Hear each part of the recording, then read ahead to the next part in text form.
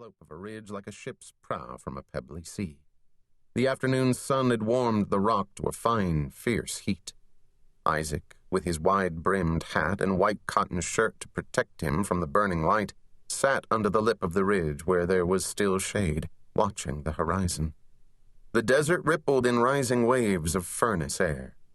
He was alone and motionless, afloat in heat, a castaway on a sere raft of stone, when the woman appeared.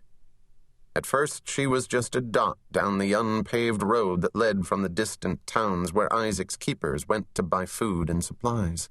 She moved slowly, or seemed to. Nearly an hour passed before he could identify her as a woman. Then an old woman. Then an old woman with a pack on her back, a bow-legged posture, and a dogged, determined stride. She wore a white robe and a white sun hat.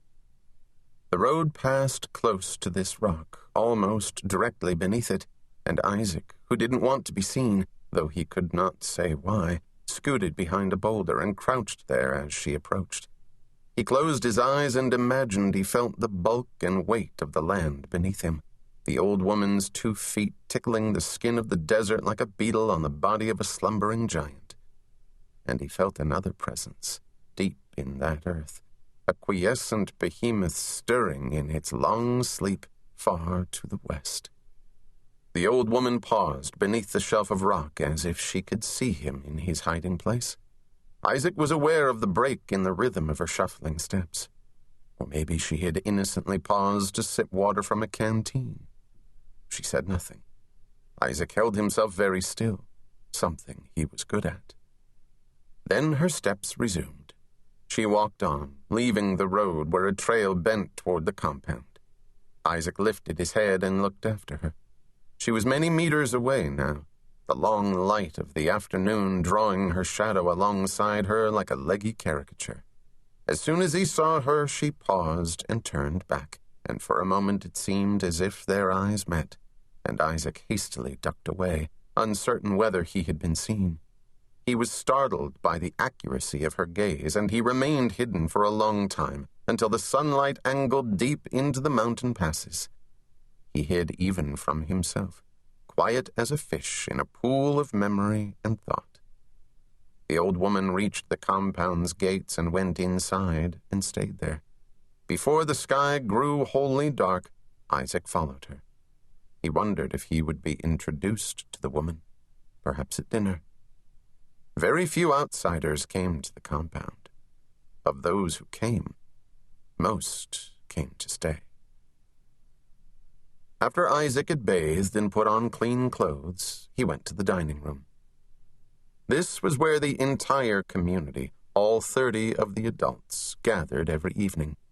Morning and afternoon meals were impromptu, could be taken at any time as long as you were willing to do your own work in the kitchen. But dinner was a collective effort, always crowded, inevitably noisy. Usually Isaac enjoyed hearing the adults talk among themselves, though he seldom understood what they said unless it was trivial.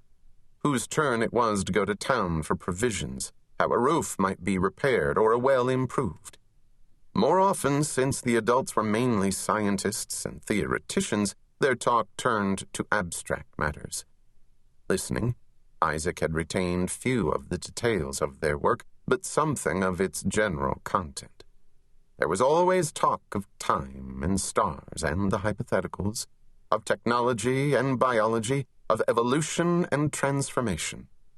Although these conversations usually pivoted on words he couldn't understand, they had a fine and lofty sound about them. The debates, were the hypotheticals properly called beings, conscious entities, or were they some vast and mindless process, often grew heated, philosophies defended and attacked like military objectives. It was as if in some nearby but inaccessible room the universe itself was being taken apart and reassembled. Tonight, the murmur was subdued. There was a newcomer present, the old woman from the road. Isaac, bashfully taking a seat between Dr. Diwali and Mrs. Rebka, cast furtive glances at her. She did not return them. In fact, she seemed indifferent to his presence at the table. When the